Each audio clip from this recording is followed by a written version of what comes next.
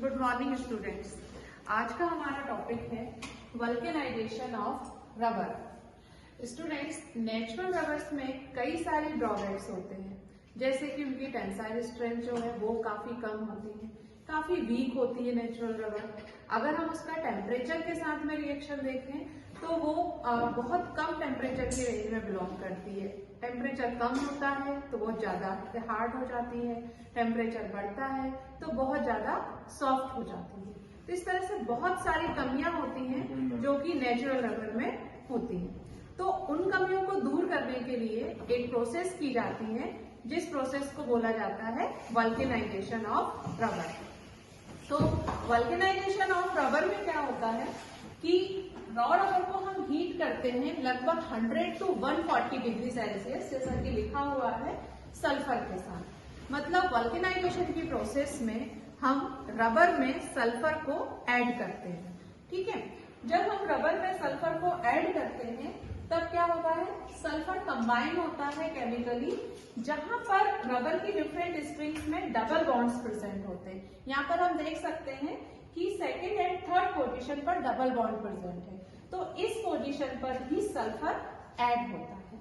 तो sulphur combine chemically at the double bond of different rubber springs and provides cross linking which stiff rubber. जैसे ही हम इसमें sulphur add करते हैं, rubber जो है वो स्टिफ हो जाती है। ठीक है, अब सल्फर का जो भी अमाउंट होता है वो डिपेंड करता है कि हमें रबर को कितना स्टिफ बनाना है। जैसे फॉर एग्जाम्पल अगर हम टायर रबर की बात करते हैं तो वो सॉफ्ट होती है, तो उसके लिए हम 3 to 7% वहां पर सल्फर ऐड करते हैं। अगर हम बैटरी केस रबर की बात करते हैं तो वहां पर वो हार्ड होता है, तो वहां लगभग 30% सल्फर हम उसमें ऐड करते हैं। तो ये सारी प्रोसेस वल्केनाइजेशन में होती है। हम एक बार रिएक्शन पर आते हैं। ये हमारा पॉली आइसोप्रीन है, CH2 bond C bond CH3 double bond C bond H bond CH2। एक और हमने यहाँ पर पॉली आइसोप्रीन का स्ट्रक्चर दिखाया है, साथ में हम यहाँ पर सल्फर को ऐड कर रहे हैं प्लस सल्फर। सल्फर को हम यहाँ पर ऐड कर रहे हैं। टेम्परेचर हमने लिया है 100 to 140 डिग्री सेल्सियस। इस कंडीशन में क्या हो रहा है कि ये जो सेकंड और थर्ड पोजीशन पर डबल बॉन्ड प्रेजेंट है, यहाँ पर सल्फर का मॉलिक्यूल ऐड हो जाता है। ये वल्केनाइज्ड रबर है, ये अनवल्केनाइज्ड रबर है। टेम्परेचर हमने दिया ही है 100 to 140 डिग्री सेल्सियस। अब हम आते हैं इसके एडवांटेजेस पर। एडवांटेजेस में जो जितनी भी ड्रॉबैक्स हमने रॉ रबर में पाई थी, वो सारी ड्रॉबैक्स यहाँ पर ओवरकम हो जाती हैं, खत्म हो जाती हैं। सबसे पहले हम बात करते हैं टेंसाइल स्ट्रेंथ की ही। तो जो आपकी वल्केनाइज्ड रबर है, इसकी टेंसाइल स्ट्रेंथ काफी अच्छी हो जाती है as compare to raw rubber. ये इसका सबसे अच्छा। जैसे ही इसकी टेंसाइल स्ट्रेंथ अच्छी होती है तो उसकी इलास्टिसिटी भी अच्छी हो जाती है। जो रॉ रबर होती है वो लो इलास्टिसिटी वाली होती है। ठीक है, अब हम और आगे बढ़े तो वल्केनाइज्ड रबर जो है उसमें एक्सीलेंट रेजिलेंस होता है।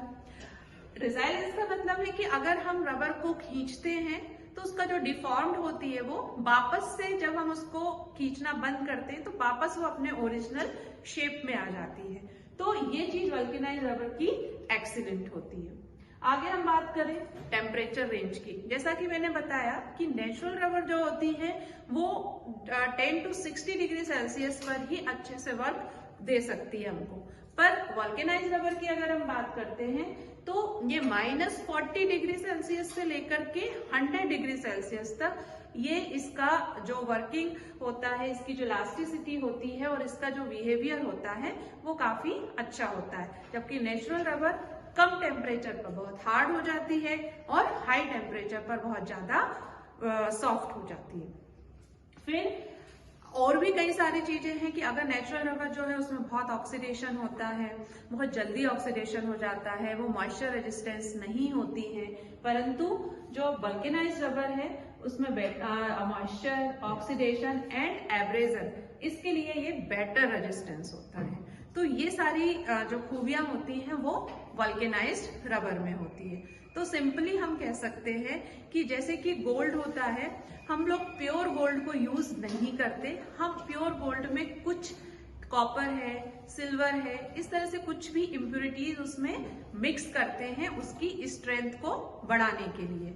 ठीक उसी प्रकार से क्या हो रहा है, जो आपका नेचुरल रबर है उसको भी हम प्योर फॉर्म में यूज नहीं कर सकते, और उसकी क्वालिटी को इम्प्रूव करने के लिए हम उसमें सल्फर को ऐड करते हैं। तो आपको अच्छे से समझ में आया होगा। Thank you.